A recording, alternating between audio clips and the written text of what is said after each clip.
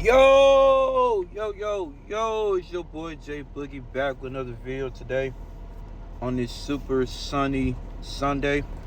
Let's dive into for this electrifying semifinals showdown of the Western Conference of the OKC versus the Dallas Mavericks.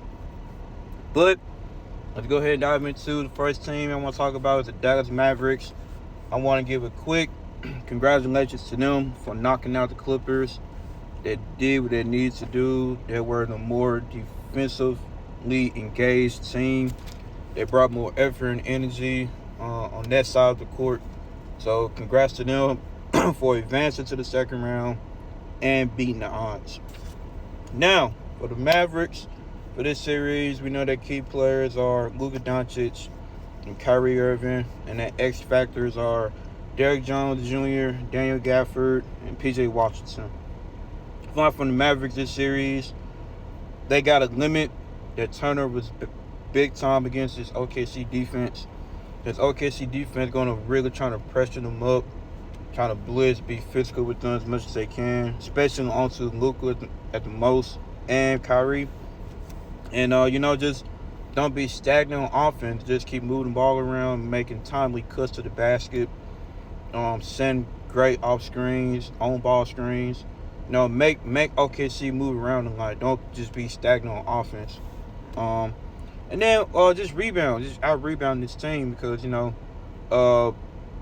looking at the OKC and Pelican series, they kind of had a little bit of a hard time getting defensive rebounds. So for them, it's just guys like Daniel Gafford, P.J. Washington, Derek Lively, crash the boards, out rebound them. Use our size, use our height to y'all advantage. And then, of course, in this series, more than anything, bring that same intensity, defensive energy into this second round series because they was phenomenal against the Clippers on defense. So the Mavericks got to bring that same integrity, intense defense against this OKC offensive team. And guys like Kyrie got to be vocal again on defense. Pretty much, he's been the backbone of this defense in the last series against the Clippers, being the leader on the defensive end of the court. Just encouraging guys, telling guys how to guard in the post. When who do this, do that. He was just communicating big time, and it helped out. And he was playing top-notch defense in the last series. So kudos to Kyrie Irving for his defensive effort. And the first guy I want to talk about is Luka Doncic. Pretty much just be the dominant scorer you always tend to be. Watching film last night and this morning against this OKC team, he really got to pace himself. Don't force anything. He's done a great job really setting up his teammates against OKC in the regular season. Pretty much to keep drawing defenders in. Just don't, just rely on the three-point shots unless you get into a rhythm, because he also has the ability to score on the inside when he wants to.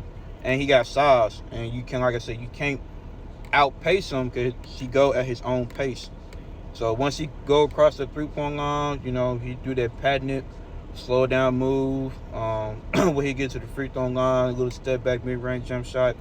Kind of like Shea, they both got similar signature styles in the mid-range game.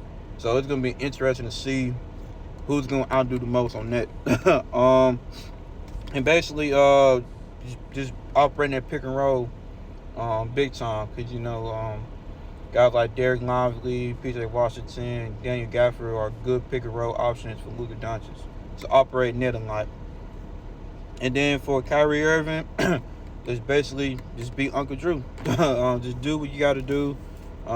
Use his three-level scoring to his advantage on this young OKC team. Take advantage of the mismatches, especially when he got a mismatch on isolation plays.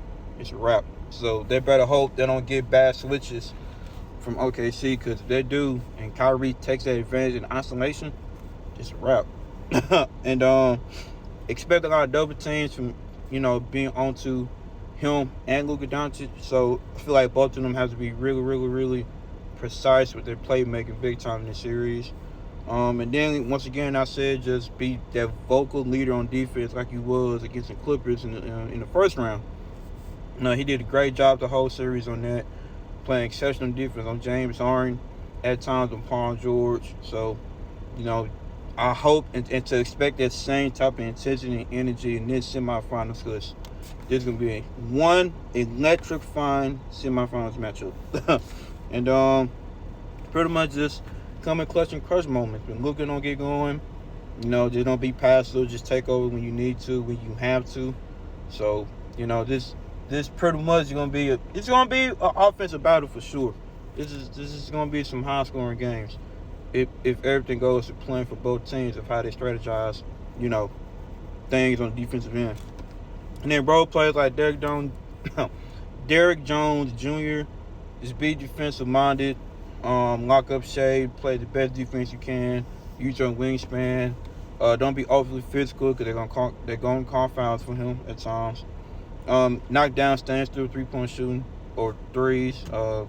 Definitely gonna need their floor spacing added. Daniel Gafford, energy from him.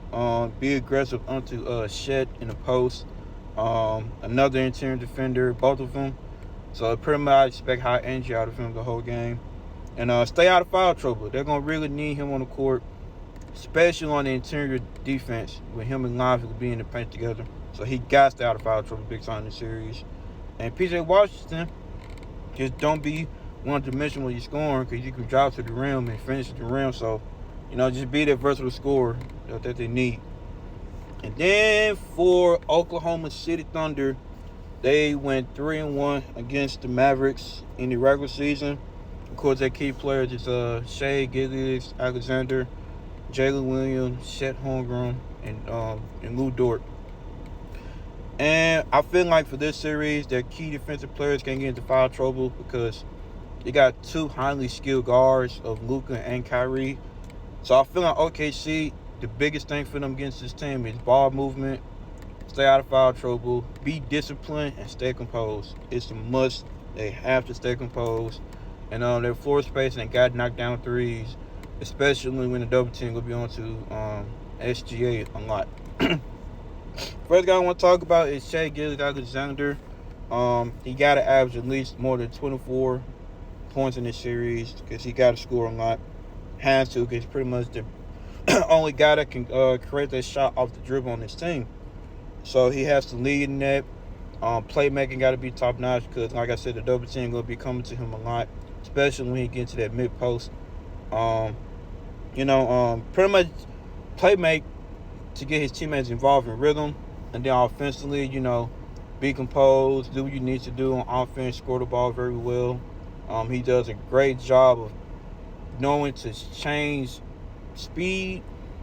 Once you get to that mid-range spot, it's kind of like Luka. Like I said, they both similar to that. When they finna drive in, it's like you think they're finna go fast, but they do a little body bump, stop, pull up mid-range, and it's cash money every single time. So he's great at that. He's developed that so well.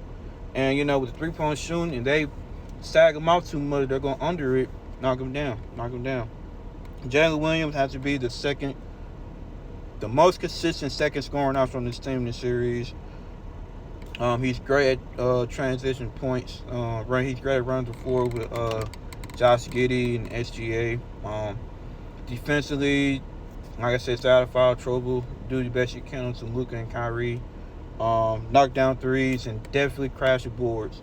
But they're gonna need a lot of rebounds. And he got size on him. He ain't like no small forward or small guard. He actually got size to him, so he has to have to crash the boards. And for Chet Holmgren, use your height to advantage on smaller mismatches. Defend, guard, stay out of foul trouble. Don't be soft in the paint. You know what he needs to do. He's a bucket. So who I got in this series, man? I got the Mavs in 7. So, you like this video, like, comment, share, subscribe, do whatever you need to do. Let's keep the channel going. I'm at 103 subscribers. Thank you guys. J Boogie is out.